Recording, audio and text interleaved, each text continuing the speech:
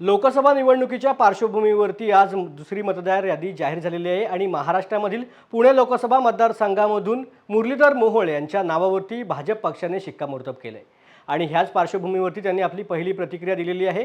पुणे लोकसभा मतदारसंघामधून भारतीय जनता पार्टीच्या नेतृत्वाने माझ्यासारखा कुठलाही राजकीय पार्श्वभूमी नसणाऱ्या सर्वसामान्य कुटुंबामधील कार्यकर्त्याला उमेदवारी दिली, त्याबद्दल मी कृतज्ञता व्यक्त करतो आणि हेच माझ्या पक्षाचं वैशिष्ट्य आहे।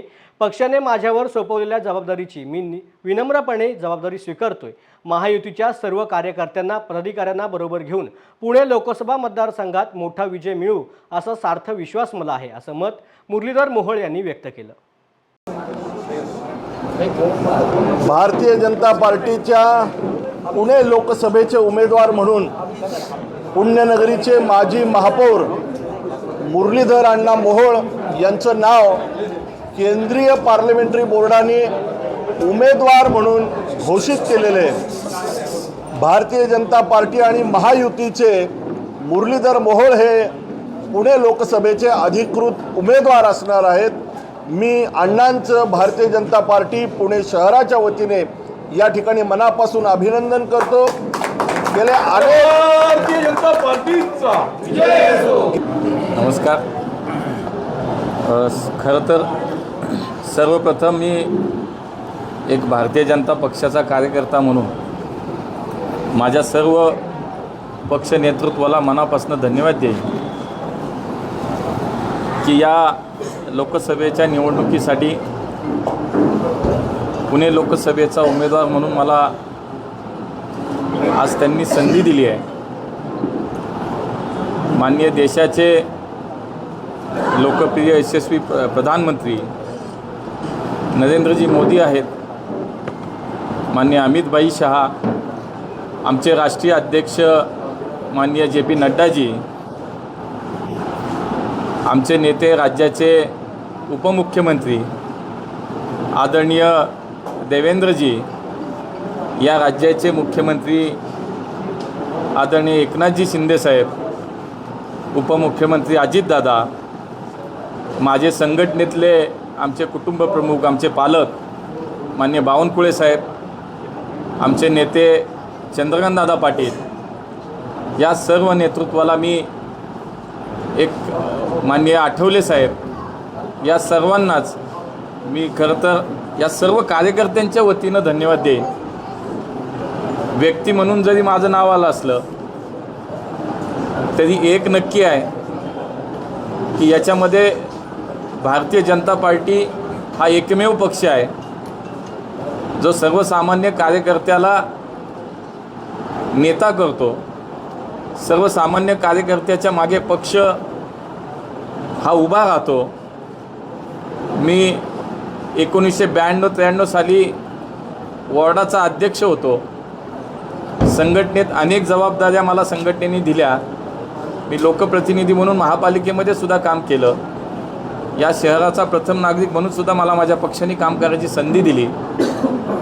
पुणेकरांनी मला 4 वेळेला महानगरपालिकेमध्ये काम करण्याची संधी दिली आणि आज एक लोकसभेचा उमेदवार हा सगळा प्रवास पाहता मला कार्यकर्त्यापासून लोकसभेचा उमेदवार हा सगळा प्रवास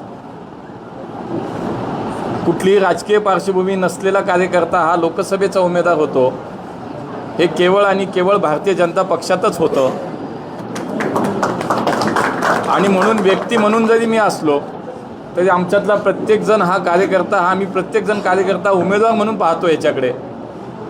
आज प्रकर्षाने माननीय खासदार स्वर्गीय गिरीशभाऊ बापटांची सुद्धा आठवण आम्हाला सगळ्यांना नक्की होते की 40-50 वर्ष या शहरातलं सामाजिक राजकीय जीवनामध्ये त्यांनी काम केलं आणि आज त्या जागेवरती माझ्यासारख्या कार्यकर्त्याला काम करण्याची संधी मिळणार आहे।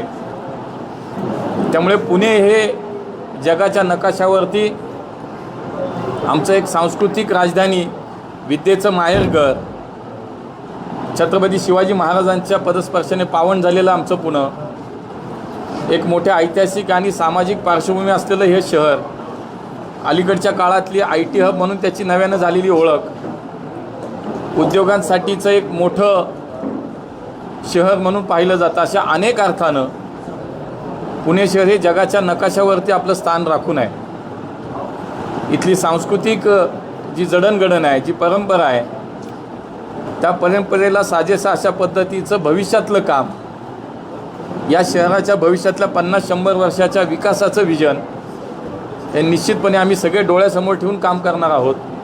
आणि म्हणून मला विश्वास वाटतो, मागच्या 10 वर्षात मोदीजींनी या शहरासाठी केलेलं काम, अनेक मोठे प्रकल्प या शहराला माननीय मोदीजींच्या सरकारने दिले. स्वप्नात असलेली मेट्रो आमची प्रत्यक्षात आज सुरू झाली. चांदणी चौकासारखा मोठा प्रकल्प सुरू झाला. या ठिकाणी नदी सुधारणासारखे, नदी पुनर्जीवनसारखे प्रकल्प सुरू झाले. स्वातंत्र्यानंतरच्या 75 वर्षात एकमेव महापालिका अशी की ज्याला वैद्यकीय महाविद्यालय स्वतःचं सुरू करता आलं, ते आम्हाला मोदीजींच्या माध्यमातून, केंद्र सरकारच्या माध्यमातून मिळालं. नव्यानंच आपण पाहतो की पुण्याच्या या सगळ्या मानाच्या शिरपेच्यामध्ये अजून एक तुरा रोवला गेला, तो म्हणजे आमच्या विमानतळाचं विस्तारीकरण झालं. असे अनेक प्रश्न केंद्र सरकारच्या माध्यमातून या पुण्यामध्ये झाले. राज्यामध्ये मागच्या 14 ते 19 या काळामध्ये देवेंद्रजींचं सरकार होतं आणि त्यानंतर आत्ता माननीय एकनाथजी शिंदेसाहेब, अजितदादा आणि देवेंद्रजींचं सरकार, या काळामध्ये सुद्धा खूप काम पुण्यामध्ये झालं. महानगरपालिकेमध्ये 5 वर्षापूर्वी आम्हाला पुणेकरांनी काम करण्याची संधी दिली आणि त्या काळामध्ये पुण्याच्या पुढचा 50 वर्षाचा विचार करतात अनेक प्रकल्प या शहरामध्ये मार्गी लागले. आणि म्हणून मला विश्वास वाटतो, हे सगळं पाहता आणि मोदीजींना पुन्हा एकदा पंतप्रधान करण्यासाठी म्हणून पुणेकर नक्कीच पुन्हा एक पुण्याचं मत हे या पुण्याचा खासदार हा महायुतीचा करून मोदीजींना प्रधानमंत्री करण्यासाठीचं एक मत हे निश्चितपणे देणार आहेत, हा मला विश्वास वाटतो.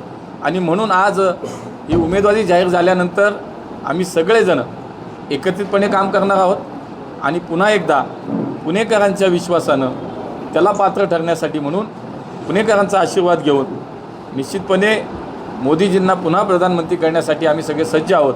आणि मला विश्वास आहे की महायुतीचा उमेदवार म्हणून आमचे सगळे मित्रपक्षातले आमचे सहकारी, आम्ही सगळे एकत्रितपणे पुन्हा एकदा पुणेकरांचा विश्वास संपादन करू आणि मोठ्या फरकानं या शहरामध्ये विजय संपादन करू, असा मला विश्वास वाटतो.